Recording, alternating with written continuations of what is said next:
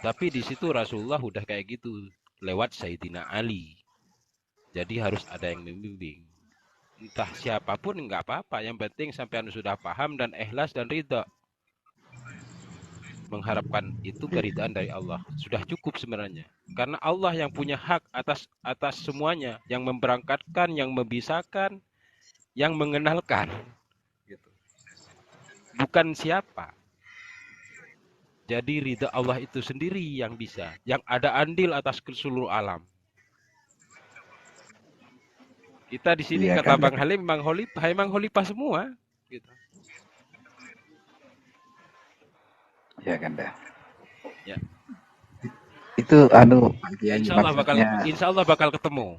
Insya Allah Amin. kalau di situ ada tekad hati ingin kembali kepada Allah, Allah bakal membukakan jalan. Insya Allah. Amin. Iya, ini Pak Kiai.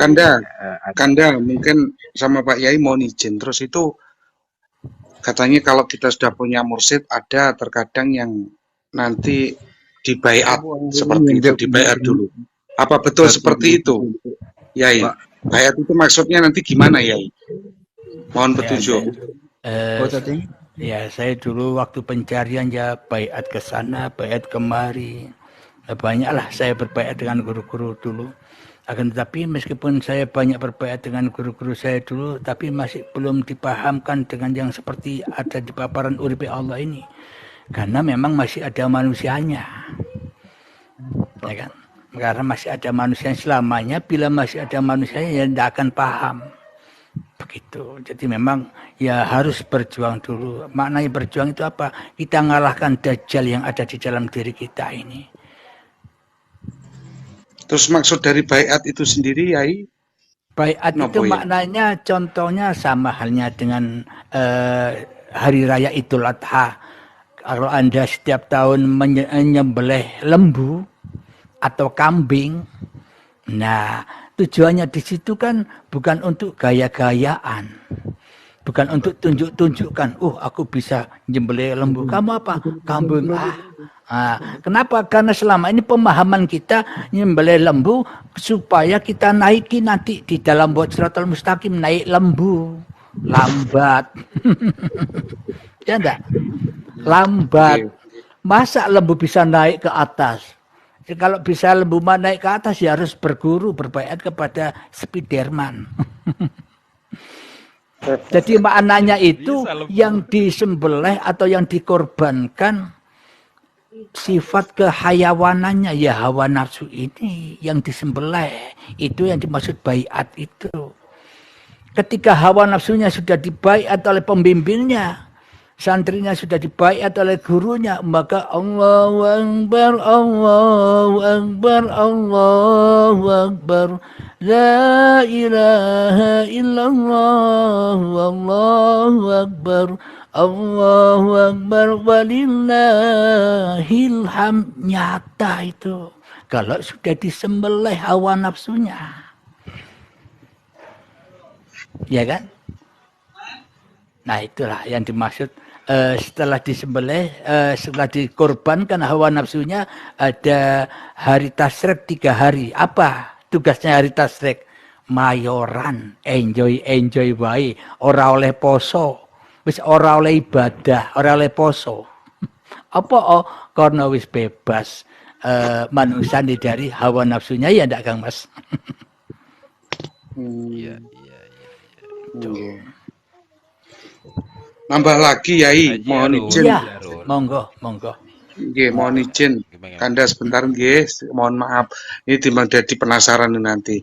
Saya sering mendengar, mohon maaf kalau ayatnya saya tidak hafal karena tidak bisa membaca ayat suci Al-Qur'an, Yai. Cuman pernah mendengar artinya salah satu di ayat itu begini.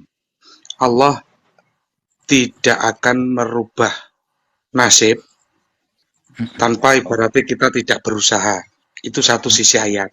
Dan di ayat yang lainnya menyatakan berusaha koyo ngopo awake dhewe lek ora Gusti Allah nggarisne kodrat irodat ora bakal bisa terjadi. Lah, 2 ayat yang bertolak belakang itu mohon mungkin supaya menjadi pencerahan, Yai.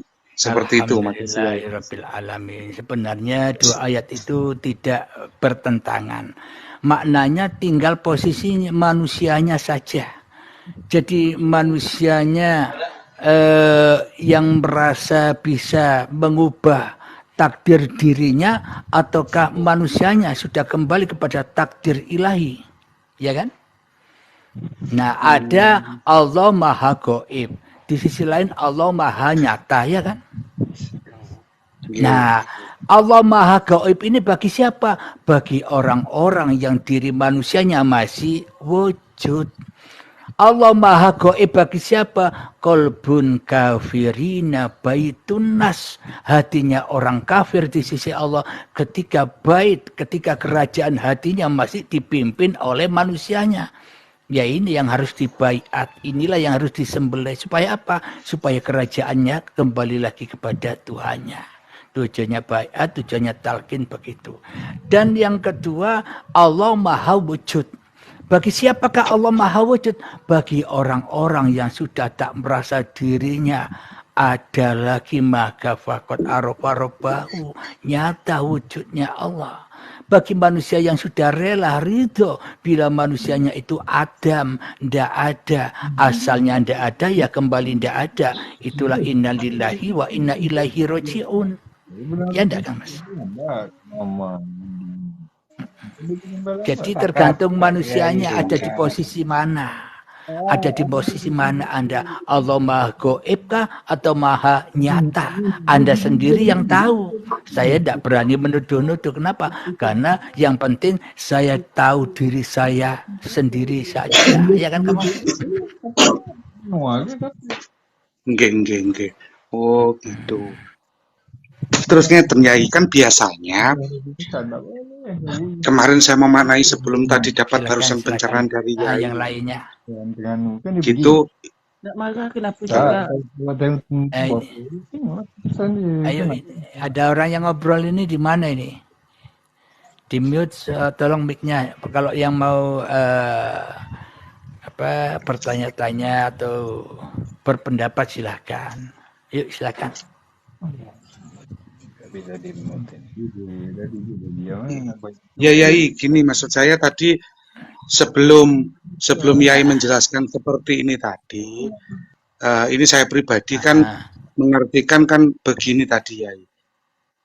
Makanya kita untuk memenuhi kebutuhan jasmani, kita kan juga dituntut wajib untuk berusaha, ya, seperti itu. Karena dengan diam aja, tidak melakukan apa-apa kan juga tidak bisa mendapatkan sesuatu tersebut. Betul sekali. Tapi kan ya, betul bingung itu tadi, gitu loh Yai maksud saya. Terima kasih pencerahannya. Alhamdulillah, memang selama ini karena kita selama ini belajar sendiri, salah paham, akhirnya merasa paham dan akhirnya malas bekerja. Malas sholat, malas ngapa-ngapain. Kenapa?